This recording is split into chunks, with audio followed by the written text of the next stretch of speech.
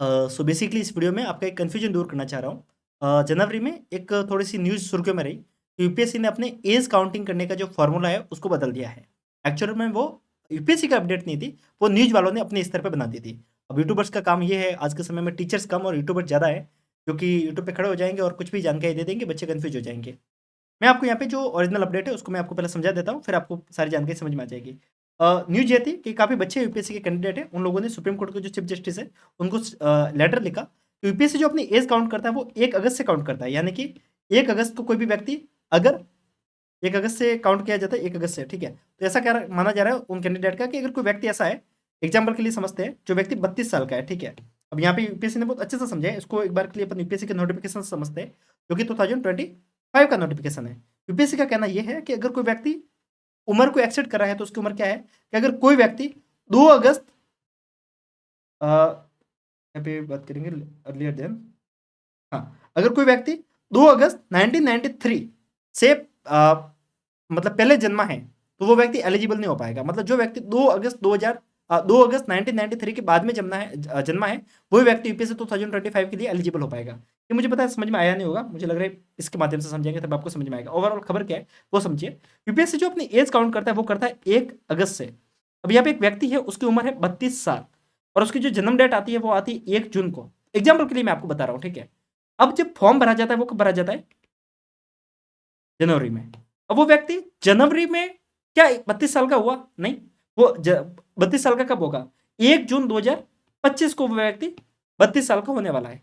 But UPSC कहता है कि हम तो एज काउंट करेंगे 1 अगस्त से। यानी कि यूपीएससी कह रहा है कि अगर कोई व्यक्ति 2 अगस्त से पहले कोई भी जन्मा है, तो ये व्यक्ति तो 2 अगस्त से पहले जन्मा है, तो ये व्यक्ति डायरेक्टली इनएलिजिबल हो जाएगा। तो व्यक्ति का ये कहना है कि जिस समय हम फॉर्म भर रहे हैं, उस समय तक तो हम 32 साल के हुए ही नहीं है, तो हम डायरेक्टली इनएलिजिबल कैसे हो जाते हैं? यहाँ पे कुछ लोग सवाल करेंगे 21 साल वाले। 21 साल वाले बोलेंगे कि हम भाई पहले एग्जाम देना चाह रहे हैं। जैसे कि कोई व्यक्ति है जिसकी अब जैसे जनवरी में फॉर्म भरा जा रहा है ना, एक व्यक्ति है जिसकी जन्म डेट आती है 1 अप्रैल को, ठीक है? 1 अप्रैल को डेट आती है और 1 अप्रैल के अकॉर्डिंग तो वो व्यक्ति 20 साल का ही है। अगर हम बात करेंगे वो भी 20 साल का ही है। मतलब उसकी जो वो 21 साल का जो होने वाला है, वो 1 अप्रैल को हो जाएगा। लेकिन यूपीएससी कहता है कि 1 अगस्त से काउंट होगी, मतलब वो 1 अगस्त तक तो 21 साल का हो ही रहा है। तो यूपीएससी कहता है कि आप एलिजिबल हो जाएंगे। लेकिन 21 साल वाले का इतना बड़ा लफड़ा नहीं है ना। लफड़ा मैन किसका है कि जो लोग इनएलिजिबल हो रहे हैं, उनके लिए बहुत बड़ा एक चैलेंज हो जाता है। तो यूपीएससी उन लोगों ने कहा कि सुप्रीम कोर्ट के जो चीफ जस्टिस है, उनसे कहा कि आप जाके थोड़ा इसके ऊपर देखिए, यूपीएससी हमारे साथ में इनजस्टिस कर रहा है।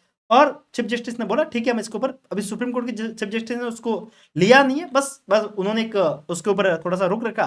तो सभी लोगों ने बोल दिया यूपीएससी ने अपडेट कर दी, यूपीएससी ने अपडेट कर दी। यूपीएससी ने कोई भी अपडेट नहीं की है। आप देख सकते हैं जो ये एज काउंट करने का जो फॉर्मूला है, वो अभी भी 1 अगस्त ही है। तो आप इस बात को थोड़ा सा ध्यान रखिएगा। जो भी व्यक्ति कंफ्यूज हो रहे हैं क्या वो एलिजिबल है या नहीं, इस बात को ध्यान रखिए। अगर आप 2 अप्रैल 1993 से पहले जन्मे हैं, तो आप डायरेक्टली इनएलिजिबल हो जाएंगे। और एलिजिबल की बात करेंगे, जो व्यक्ति 1 अगस्त 2004 के बाद, मतलब जो व्यक्ति 1 अगस्त 2004 के बाद जो भी व्यक्ति जन्मा है, वो व्यक्ति एलिजिबल हो जाएगा। और जो व्यक्ति 1 अगस्त 1993 से पहले जो जन्मा है, वो व्यक्ति इनएलिजिबल हो जाएगा। तो इस बीच के आप काउंटिंग को कर लीजिए। फिर भी आपको कंफ्यूजन है कि लाइक क्या है ये लफड़ा, समझ में नहीं आ रहा, तो मैं आपको भी यहाँ पे बताऊंगा एज काउंटिंग का फॉर्मूला। बट उससे पहले, अगर आप एक बार के लिए यूपीएससी तैयारी कर रहे हैं, अगर आपको प्रॉब्लम आ रही है कि बार बार कंफ्यूजन होता है कि आंसर राइटिंग कहाँ से करें, आंसर चेक कहाँ से करवाएं, तो आपके लिए हमने हेल्प की है हमारे फ्री चैट जीपीटी कोर्स के माध्यम से। आप इस कोर्स में एनरोल कर सकते हैं। ये कोर्स बिल्कुल फ्री ऑफ कॉस्ट है। यहाँ पे हमने सिखाया कि चैट जीपीटी के माध्यम से आप कैसे यूपीएससी की तैयारी को शानदार बना सकते हैं। यहाँ पर हम आपको बताएंगे कि आंसर राइटिंग कैसे करनी है, चैट जीपीटी के माध्यम से नोट्स कैसे बनाने, मॉक टेस्ट कैसे बनाने, साथ में आंसर राइटिंग को सीखना कैसे है, क्विक रिवीजन कैसे करना है, ये सब कुछ हमने इस कोर्स में सिखाया है, बिल्कुल फ्री ऑफ कॉस्ट। लिंक आपको डिस्क्रिप्शन में देखने को मिलेगी हमारे एप्लीकेशन की। आपको करना क्या है, एप्लीकेशन को इंस्टॉल करना है, इस कोर्स के ऊपर आना है।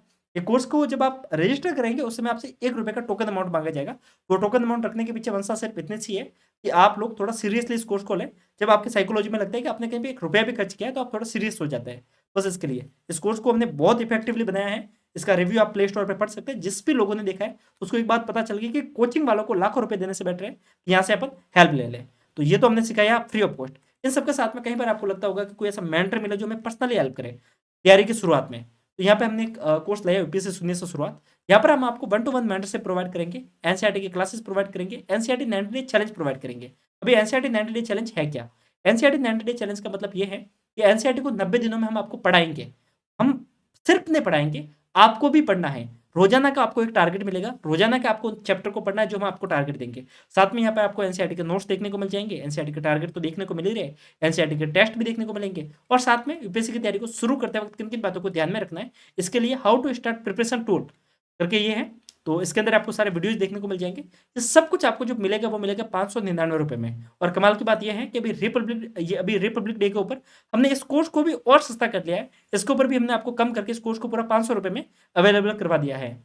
एप्लीकेशन की लिंक डिस्क्रिप्शन में देखने को मिलेगी। आपको 1-to-1 मेंटरशिप के लिए इससे शानदार कोर्स कोई भी देखने को नहीं मिलेगा। साथ में यहाँ पर आपको वीकली लाइव की सुविधा भी देखने को मिलती है।